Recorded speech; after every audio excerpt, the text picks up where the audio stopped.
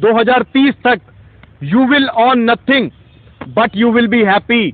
मतलब आपका अपना कुछ नहीं होगा, आपका अपना शरीर भी नहीं होगा। कैसे? शरीर में ठोक दिए वो सुइयां, अब शरीर में लगाएंगे वो चिप यहां पे, फिर वो एलन मस्क की चिप आ रही दिमाग में लगाने वाली।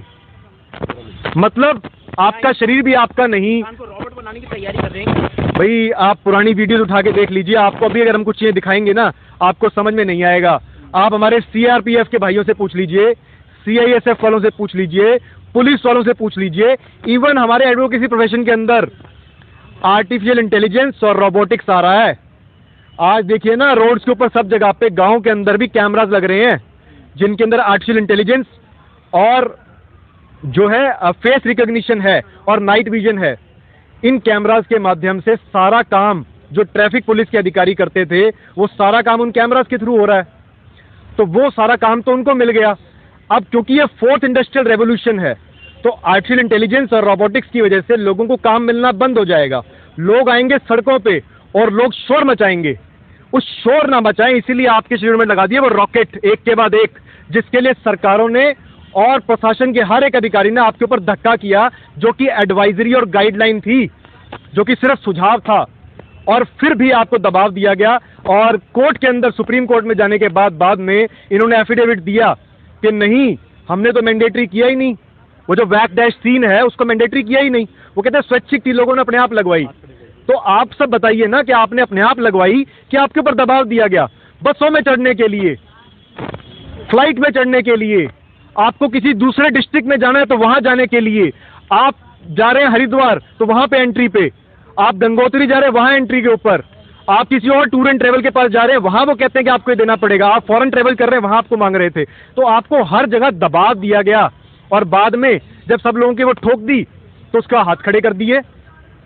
और अब ये लगा रहे हैं आपके 5G, ये लगा के माइक्रोवेव्स छोड़ के मिलीमीटर वेव्स की जिसको ये काम करता है, आपके शरीरों में कृत्रिम गर्मी का एहसास दिलाया जाएगा, क्योंकि वो आपकी स्किन को पेनिट्रेट करेगी। और जब आपकी स्किन को पेनिट्रेट करेगी आप लोगों को लगेगी गर्मी, तो वो कहेंगे धरती का तापमान बढ़ रहा है। भाई उठा के देखिए ना पुराने पर्चे, इतने सालों का डाटा उठा के देखिए, धरती कहाँ गर्म हुई है और कहाँ ठंडी हुई है। पूरा का पूरा एक क्लाइमेट स्कैम चल रहा है।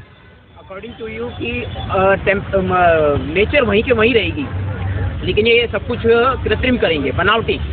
देखिए, आपको एक प्रकार से अघोषित इमरजेंसी के अंदर ले जाया जा रहा है और सरकारें भी जो हैं उन वैश्विक सत्ताओं से बाहर नहीं जा पा रही हैं, उनका लगातार उनके ऊपर दबाव है। आप लोगों को अपने हक की आवाज खुद उठानी पड़ेगी, आपको बोलना पड़ेगा, नहीं तो वो लोग आपको हर प्रकार से जो है गुलाम बनाते चले जा रहे हैं। और अगर आपने नहीं बोला तो जैसे आज वो केमट्रेल कर रहे हैं, हवाई जहाज से जो केमिकल छिड़का रहे हैं, इन केमिकल्स के माध्यम से लोग बीमार पड़ेंगे।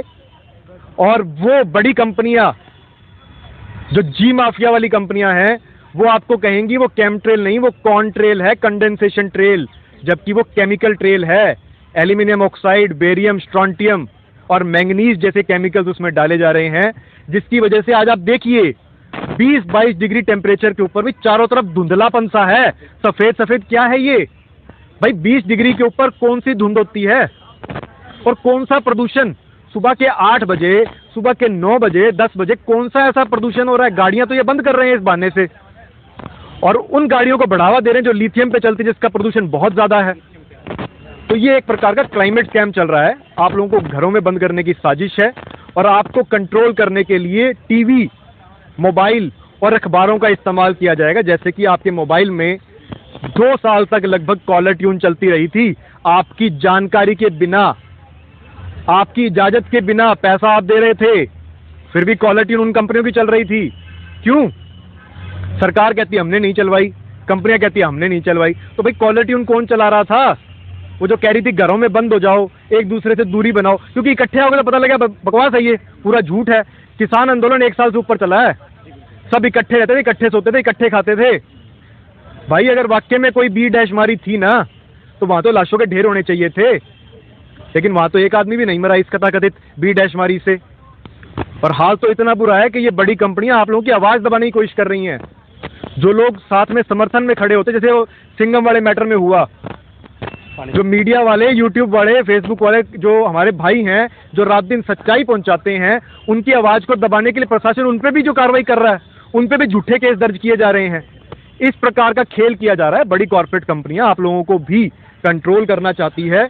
एक completely government on, state on media खड़ा करने की कोशिश की जा रही है, जो सिर्फ और सिर्फ उन कॉर्पोरेट घरानों के और उन कंपनियों के और सरकारों के, जो मौके पे सरकार होगी, किसी एक सरकार की बात नहीं कर रहा हूं मैं, जो भी सरकार होगी, जो भी नीतियां होंगी जो बाहर से बन के आ रही हैं, उन नीतियों को ही सही ठहराएगी। ऐसे मीडिया को खड़ा करने की कोशिश की जा रही है और आपके जैसे स्वतंत्र मीडिया को रात दिन खत्म किया जा रहा है। उसके पीछे बहुत गहरे षड्यंत्र चल रहे हैं।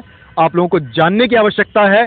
इन वीडियोस को लगातार शेयर कीजिए, डाउनलोड करके भी शेयर कीजिए और अपने अपने लेवल पे संगठित होना शुरू कीजिए, आवाज बुलंद कीजिए।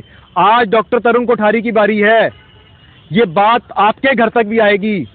बच्चे आपके भी मरेंगे इन चीजों की वजह से। जब आपके बच्चे आपसे सवाल उठाएंगे ना कि आपने क्यों नहीं किया इन चीजों के लिए, उस समय रहते क्यों नहीं आवाज उठाई, तब आपके पास जवाब नहीं बनेगा। मैं छाती ठोक के कह सकता हूं अपने बच्चों को कि भाई मेरे से जितना बढ़ पड़ता था ना, मैंने अपना कर्तव्य पूरा किया, लेकिन आपकी हक की आवाज तो आपको उठानी पड़ेगी ना।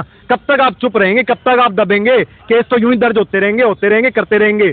हम आपके साथ हैं, लेकिन आप आवाज बुलंद कीजिए और घर से निकलना शुरू कीजिए। मैं भारतीय किसान संघर्ष समिति के राष्ट्रीय कानूनी सलाहकार के तौर पर और जो है मेन मेंबर जनता सरकार मोर्चा के तहत पर भी आपको कहता हूं कि हम सब आपके साथ हैं और रात दिन पूरे देश भर के अंदर लाखों ऐसी संस्थाएं हैं जिन तक ये लगातार बातें पहुंच रही हैं और वो समझ रहे हैं कि जनता ही सही मायने में सरकार है। तो आप बातों को पहुंचाइए और अपनी आवाज को बुलंद कीजिए। इनकलाब जिंदाबाद। जय जवान, जय किसान।